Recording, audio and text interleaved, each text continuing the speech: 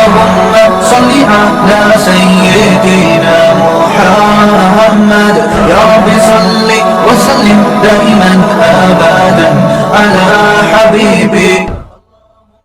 تو ان محترم سے میں کہتا ہوں کہ آپ بہت ذہین ہیں ماشاءاللہ. انجینئر صاحب سے میں کہہ رہا ہوں آپ ماشاءاللہ ذہین ہیں, اللہ نے آپ کو صلاحیتیں دی ہیں. آپ اپنی صلاحیتوں کو اس طرح امت کو فرقواریت میں الجھا کے ضائع مت کریں.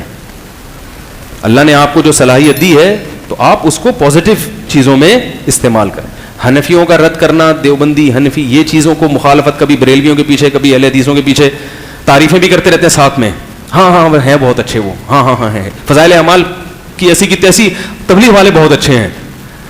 تو جو پیغام چلا گیا آپ کا وہ تو کون نکلے گا تبلیغ میں جب فضائل اعمال میں شرک بھرا ہوا ہے. تو تبلیغ والے جتنے بھی اچھے ہوں میں کو ان سے جا کے گلے مل لوں گا, 40 دن تو نہیں لگاؤں گا میں ان کے ساتھ. یار پڑھائی تو صبح شام فضائل اعمال ہی آتی ہے, کیا خیال ہے؟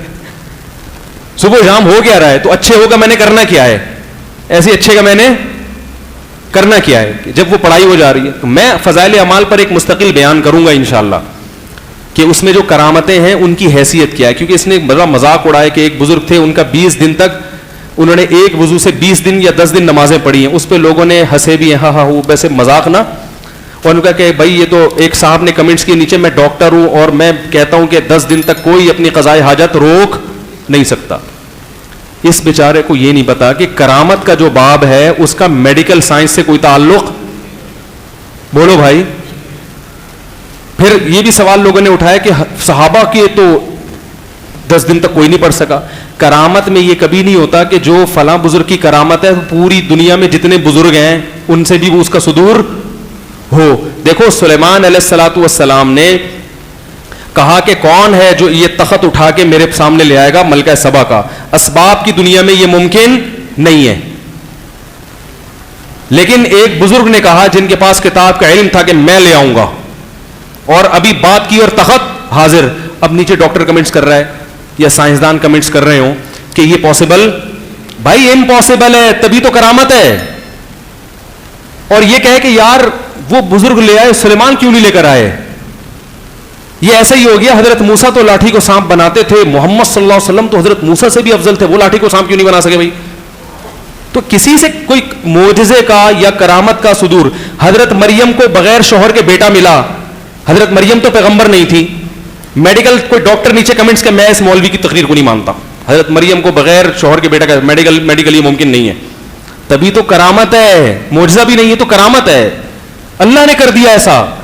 اب کہیں کہ حضرت مریم تو اتنی نیک تھی تو فلاں خاتون بالفرض یا فلاں پیغمبر اس سے بھی نیک تھے, ان کو بغیر بیوی کی اولاد کیوں نہیں مل گئی.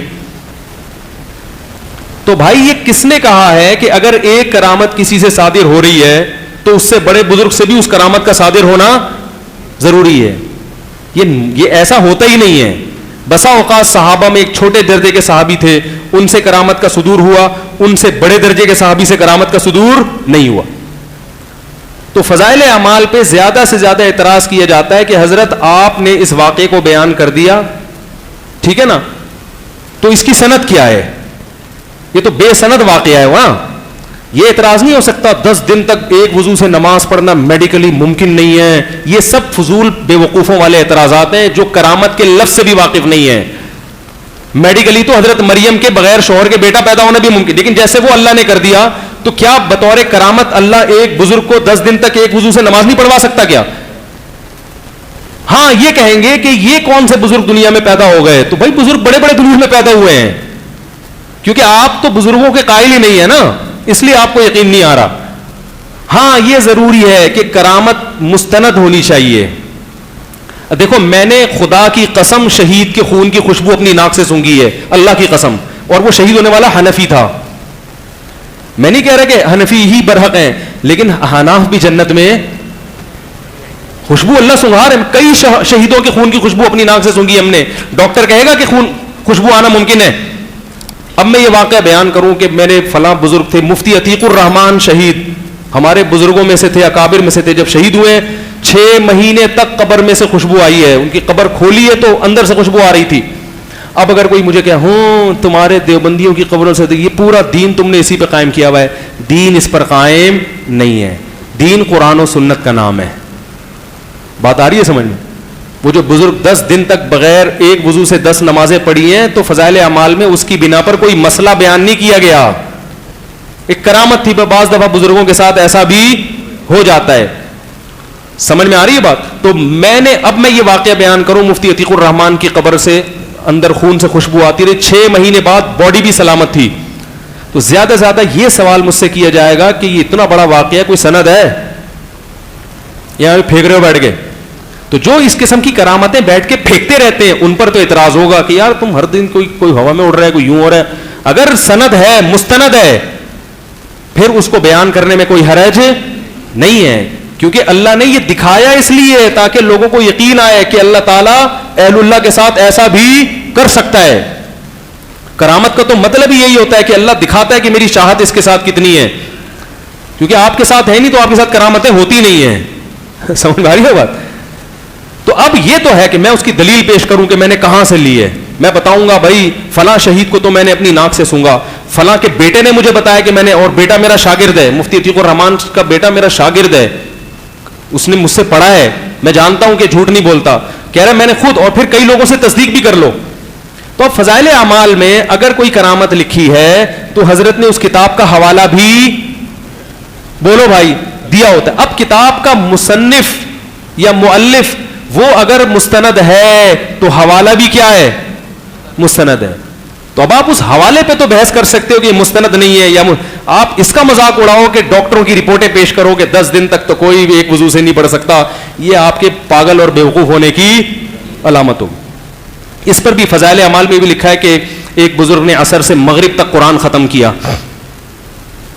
اس پہ بھی اعتراض کہ یہ تو ممکن نہیں ہے, آپ کتنی اسپیڈ سے پڑھو. اللہ کے لیے تو ممکن ہے نا. معراج چند سیکنڈوں میں ہوئی ہے کہ نہیں ہوئی ہے؟ محمد صلی اللہ علیہ وسلم کو اللہ آسمان پہ لے کر گیا اور چند سیکنڈوں میں واپس لے آیا. مشرکین نے کہا یہ ممکن نہیں ہے.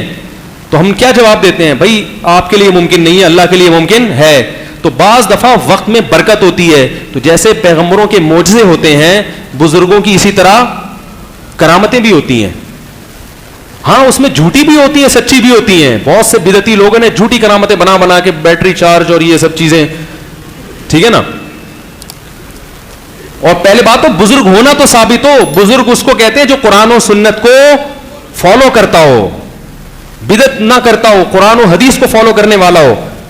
یہ پہلے شرط ہے بزرگی کے لیے. پھر کرامت تو اگلا درجہ ہے. تو آپ اس پر تو اعتراض کر سکتے ہیں کہ فضائل اعمال میں جس بزرگ کی کرامت لگی ہو تو بزرگ ہی نہیں تھے تو کرامت کیسے ہوگی. اس پر بھی بحث کریں, اس پر بھی کہ اس کی سند کیا ہے, اس پر کہ یہ ممکن نہیں ہے.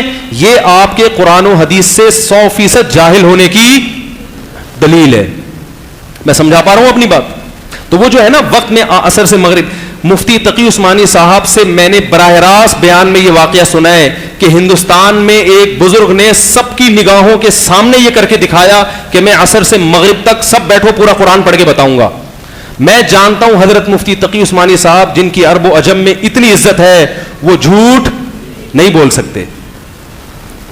کہتے ہیں ہندوستان میں بزرگ نے کھلے عام کر کے دکھایا, یا تو انہوں نے اپنے والد سے نقل کیا, ان کے والد نے دیکھا, یا وہ خود. مجھے ابھی پورا صحیح طرح, کیونکہ 20 سال ہو گئے اس واقعے کو سنے ہوئے.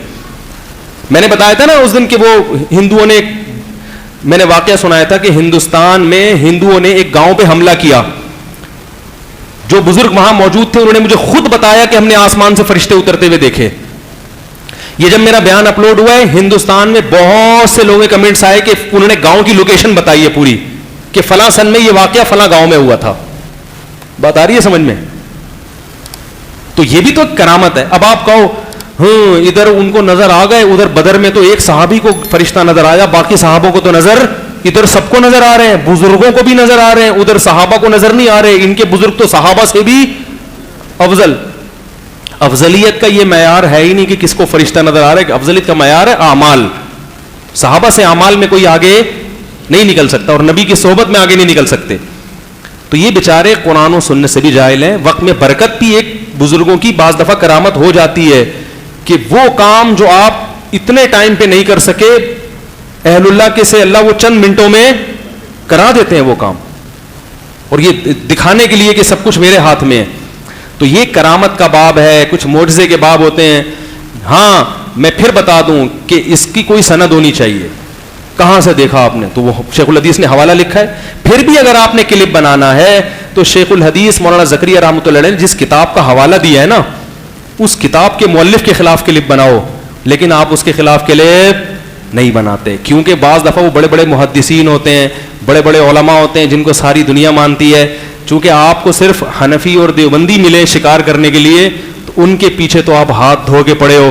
لیکن شیخ الحدیث نے جس کتاب کا حوالہ دیا, اصل ذمہ دار تو وہ ہے نا, اس کا مؤلف. لیکن وہ کوئی محدث ہوگا, کوئی بڑا فقیہ ہوگا جس کو آپ بھی مانتے ہوگے, اس کو آپ کیا کر جاتے ہو؟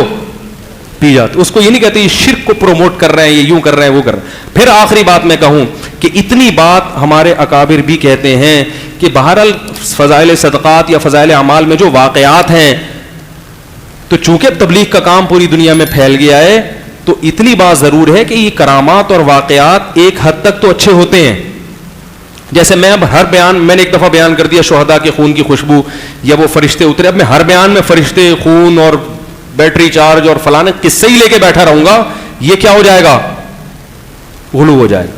بھائی اصل چیز کیا ہے؟ لوگوں کو قرآن و حدیث بتاؤ. کبھی کبھی لوگوں کو ترغیب دینے کے لیے کسی بزرگ کا کوئی واقعہ, تو جب تبلیغی جماعت بنی تھی اس وقت اتنی پھیلی نہیں تھی, اس وقت کے لحاظ سے وہ ٹھیک تھا. اب بہت سے علماء کہتے ہیں کہ جیسے عربوں میں ریاض الصالحین ہے, میں نہیں کہتا میں تو چھوٹا آدمی, بڑے علماء سے ہم نے سنا ہے, خود تبلیغ ہی کے بعض بڑے علماء سے ہم نے سنا ہے کہ ریاض الصالحین جیسے پوری دنیا میں عربوں میں ہے نا, تو ایسے ہی اب تبلیغی جماعت میں ریاض الصالحین جیسی کوئی کتاب ہونی چاہیے جس میں مستند احادیث ہیں, ان میں واقعات نہیں ہیں, تاکہ کیونکہ اب لوگوں کا وہ ظرف نہیں ہے, سمجھ نہیں پاتے لوگ بات, بعض دفعہ اس سے غلط نتیجہ نکال لیتے ہیں, بعض دفعہ اس کرامت کو بزرگی کا معیار سمجھ بیٹھتے ہیں.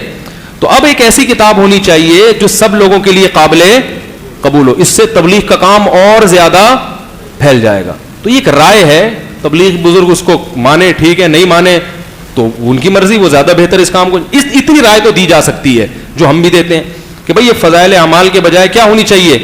ریاض الصالحین, اس میں بخاری مسلم کی صحیح احادیث ہیں, تو اس پہ کوئی انگلی بھی نہیں اٹھا سکتا, اور اس میں بالکل مستند روایتیں ہیں, اس میں بہت سارے دن اور رات کے اعمال ہیں, تو وہ زیادہ ہے.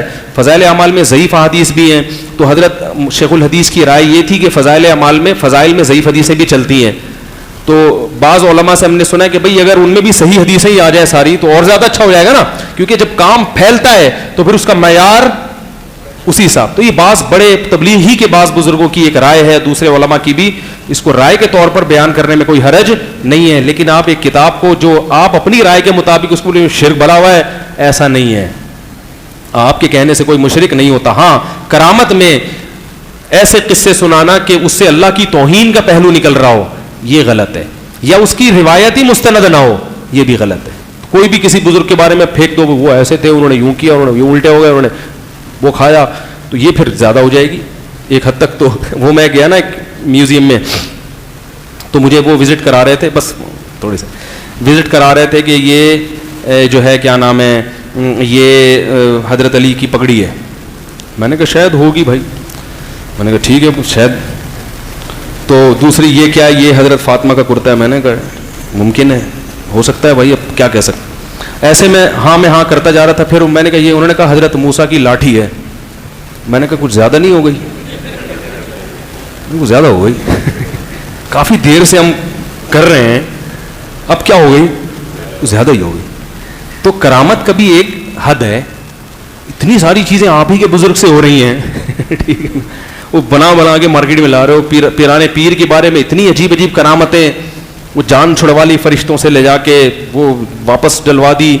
یہ کچھ کیا ہو جاتی ہیں, مستند بھی نہیں ہے اور کچھ زیادہ بھی ہو جاتی ہیں. تو اس کی بھی ایک حد ہے. اللہ تو سب کچھ کر سکتا ہے, لیکن اللہ نے کیا بھی ہے کہ نہیں کیا, تو یہ بھی تھوڑا سا کوئی مستند بات ہونی چاہیے. اللہ تعالیٰ سمجھنے کی عمل کی توفیق عطا فرمائے. ایک منٹ, نماز کے بعد سوال جواب کا سیشن رکھنا ہے کہ نہیں رکھنا؟ کتنے لوگ بیٹھیں گے تم ہاتھ کھڑا کر دیں تاکہ پھر ان کے حساب سے ہم دیکھیں. چلو 15-20 منٹ کا رکھ لیں گے. تو نماز ہوگی 2 سنت 3 وتر پڑھے, ٹھیک ہے نا. وتر ایک الگ مستقل نماز ہے اب تک تو رپورٹ یہی ہے. اہل حدیث بھی کہتے ہیں وتر مستقل نماز ہے. انجینئر کا ایک نیا مارکیٹ میں ورژن آیا کہ وتر ایک الگ سے نماز نہیں ہے. تو 2 سنت پڑھیں, 3 وتر پڑھیں. اس میں تو اختلاف ہے کہ وطر ایک ہوتے ہیں 3 ہوتے ہیں, لیکن ہوتا ہی نہیں ہے, وہی ہوتا ہے بس. تو یہ نہیں ہے ابھی تک مارکیٹ میں, یہ نیا فرقہ, میں نے بتایا نا نیا فرقہ لانچ ہو رہا ہے بغیر کسی نام کے. تو اس کو کیا کرنا ہے آپ نے, نماز کے بعد 3 وطر کے بعد میں کچھ دیر بیٹھوں گا, جو سوال آپ نے پوچھنا ہے تسلی سے, اس موضوع سے متعلق بھی آپ کھل کے پوچھ سکتے ہیں. سبحانک اللہم و بحمدک نشہد ان لا الہ الا انت نستغفرک و نتوب الیک.